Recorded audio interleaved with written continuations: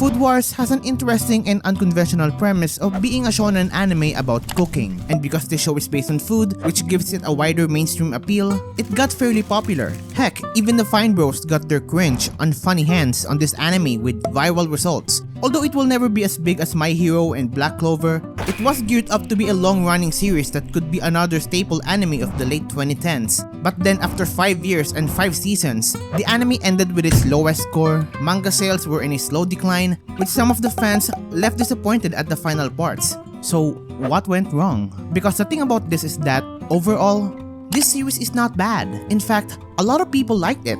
I love this series. Heck, I would still recommend everyone to watch it after this video. But there's no denying that there were plot directions and some issues that were not properly addressed, especially the final parts that led to its fall off. But before that, we need to know first what made this anime so good. So this anime is about Yukihira Soma, who is an aspiring cook who wants to beat his father in a cooking battle after losing a lot of times. And to do that, the first step is to be the best chef at Totsuki Academy, a very brutal elite culinary school.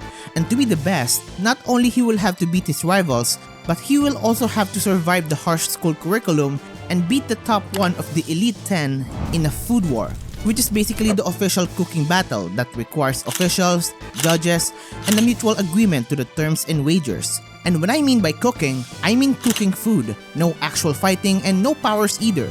This anime is stripped down when it comes to the actual cooking. They're just cooking real food using real cooking methods. The ingredients are actually pretty accurate to what's actually in real life.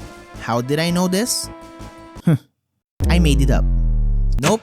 Just kidding. I know about culinary stuff as much as Smash players know about personal hygiene. But what I do know is that the same goes for the author. That's why he hired a chef as a consultant to check whether what's happening in the kitchen is still grounded in reality. And if you want to test it further, you can even make the exact dishes you see in the anime. So I'll just take their word for it. However, if this is the case, then why do we feel like this whenever a cooking battle is happening? Well, the answer to that is just because anime has this ability to make the most boring thing ever into the most intense thing you'll see for the day. Usually, we have the traditional battle anime where there is the actual combat, powers, and some annoying fans who can't shut up about who's stronger. Then there's the opposite, where it has the intensity of an anime battle without the battle itself. I don't know if there's an official term for this, but there's this video from a pretty small underground YouTuber, Super Eyepatch Wolf. You probably don't know him. And he called all of these non-battle battle anime. He said in this video that in order to make a routine activity intense, you just need exaggeration, insane camera angles, over-the-top movements, and the hype soundtracks, and he's on point here. If you want a scene to mean something, then you have to make sure you make it look important. It needs to have this fake intensity in order to tell the viewers that this scene holds weight to what's happening, because without it, this guy is just cooking, and this guy is just overthinking. And Food Wars has this formula from the chopping, steering, and all in between. They even commence the battle usually in an arena to make it look like a big deal. But to add more to what I said in this video in order to fit it with this anime also has striking visual metaphors. These are not actually real and they're just there to emphasize the impact of the food. These visual metaphors describe the ingredients or the taste of the dishes to spice things up. Like when Soma unleashed the strong aroma of his curry, and the aroma looks like this cyclone that overwhelms everything that surrounds them. Or this electric imagery when there's eel and plums as part of the ingredients. Or this JoJo reference. I also like how they present their cooking specialties like it's a martial art or element, whether it's seafood, spices, meat, French cuisine, or Chinese. And to add more to the presentation, they explain and reveal the recipes and the dishes like it's some strategy on how they will attempt to outsmart the opponent in battle. And this creates a tug of war about who will eventually get the upper hand. And as the judges taste the food, they thought it was bussin', that they started busting. Okay, I can explain. Now, the other reason why this anime became popular is because of this unofficial term called foodgasm, where the tasters are shown to be enjoying the food a little bit too much as the casual fans watching horror or potential joy. Although note that they're not actually being sexually pleased by the food, or I do hope so it's not. It's just an absurd way of showing how delicious the food was. I understand that not everyone will like the ecchi parts, and you're not out of your mind to think so, but I'm here to actually defend the foodgasm. well, some parts of them, because I think Food Wars is one of the few anime that knows how to use fan service to enhance the series. So, here's my argument about this. If you're doing these extremes in order to make the cooking look intense and absurd, then the response to the dish must be as intense and absurd as the cooking. This show relies on fake intensity, and it will not be as impactful if the response is just, "This shit is bussin', no cap!" what am I doing with my life? Anime is a medium that thrives in absurdity, and Food Wars is not shy of using it to their advantage, because on some parts of the foodgasms, it can also be a tool to give an insight into who these characters are with their backstory. The food is so delicious that they are reminded of their past. In other words, the foodgasm is now a figurative depiction of how these characters got stripped of their external facade, where they get to show and express who they really are or were, even for a short while. Sir, this is a Wendy's? Oh.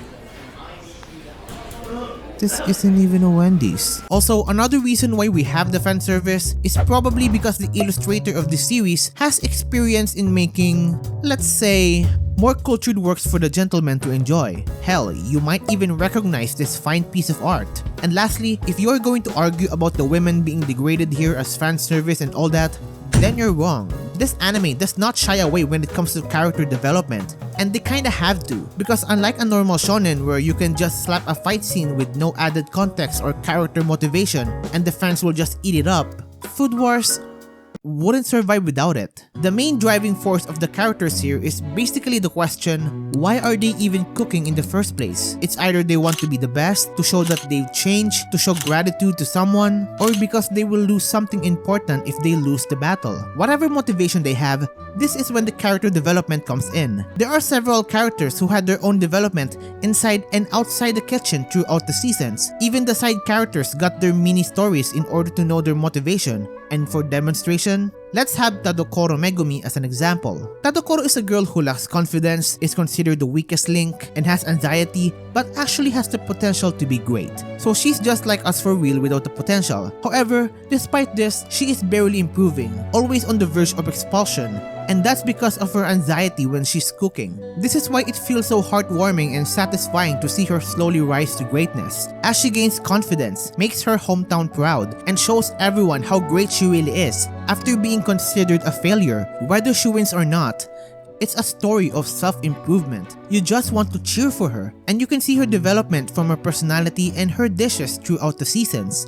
So in other words, yes, let her cook, literally and figuratively. The peak of Food Wars is being a battle shonen anime disguised as a cooking show with tons of badass moments, character development, comedy, and fan service for everyone to enjoy. However, this is the beginning of the end of its glory days, because this is when the gradual decline began, and it began exactly on Season 3.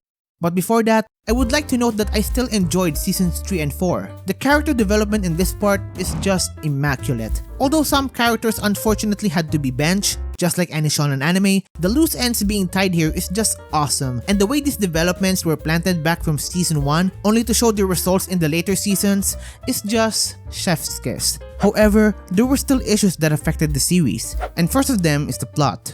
The plot on this arc can be pretty absurd even by these anime standards.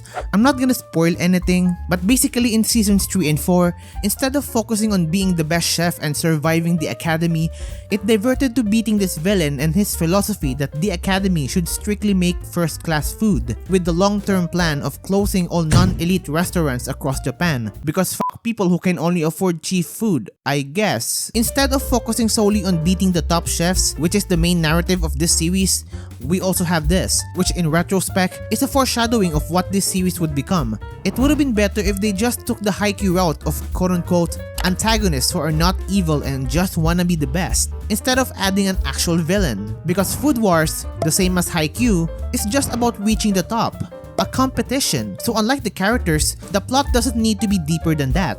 But this is just a small nitpick on my part, because Food Wars wasn't really about the plot, and although it has some haters, I still think it's a pretty engaging arc, and it's not considered a hot take for liking Seasons 3 and 4. However, The biggest offender here is the animation. This anime was made by JC staff, the same ones who made One Punch Man Season 2. So you know where I'm getting here. They're not exactly 7 deadly frames of bad, but they're pretty mid when it comes to the animation. Well, unless it's a certain anime called Railgun. Although they look like they tried to spice up the animation sometimes in the first 2 seasons, starting from Season 3, they did not, because it is full of panning.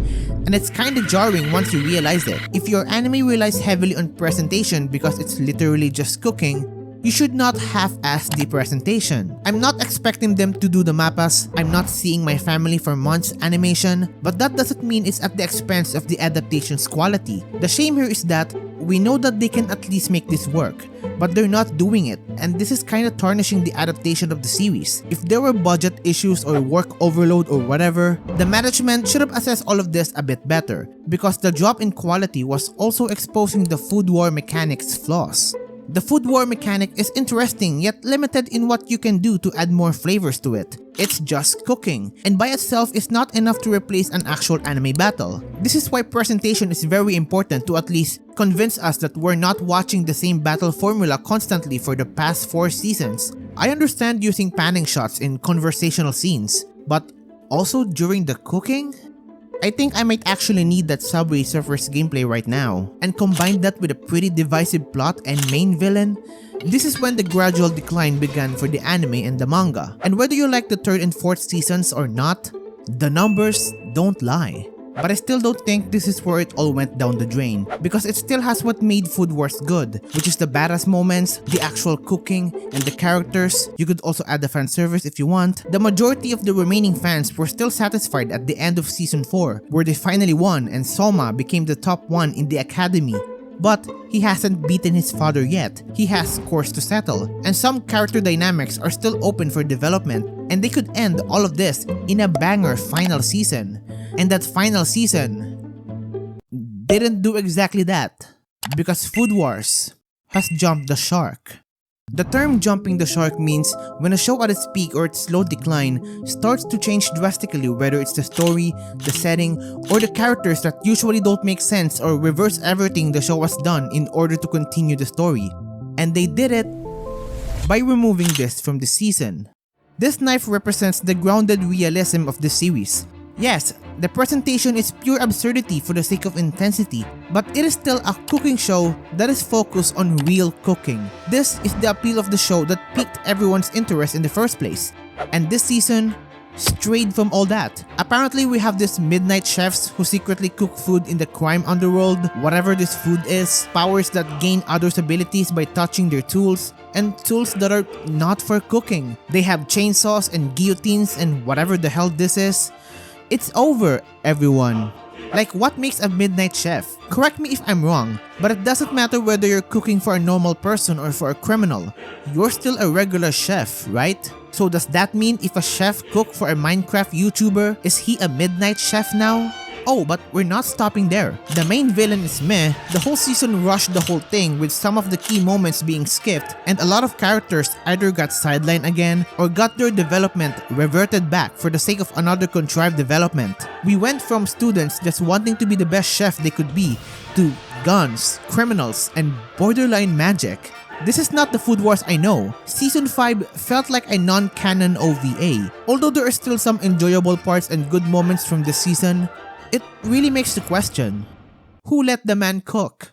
Well, although they're just rumors and speculations, emphasis on these words, you know the chef earlier who I said was a consultant of the author responsible for checking the realism of the cooking? Well, there's a rumor that she had to go on maternity leave, and it coincided with when the author went sicko mode with the series. The other blurrier speculation is that the manga is being rushed due to cancellation, because in the later chapters, the manga is falling off like a SoundCloud rapper, so they decided to say, fuck it, we ball. But these are all speculation, and that is all we can do, because I can't find legit sources that confirm all of this. And who knows, maybe all of these are made up as well. Even with all of this, I would still recommend you check out Food Wars, and I hope this video will serve as a reminder of what to expect. I still enjoyed the anime when I was watching it for this video. If you don't want the last season, then you can leave it. In fact, without the final seconds of Season 4, it kinda looks like a fitting open ending to me. Food Wars will still hold a place in my heart because this is one of the very few anime I got invested in at a time when my interest in anime was at an all-time low. Hearing the first opening again activated my late 2010s nostalgia, and despite all of its flaws, its impact is still felt up to this day because it definitely showed everyone how weird and awesome anime can be. And with that, if you enjoyed this video, like, comment, and subscribe. You can check my other videos here. See you next time.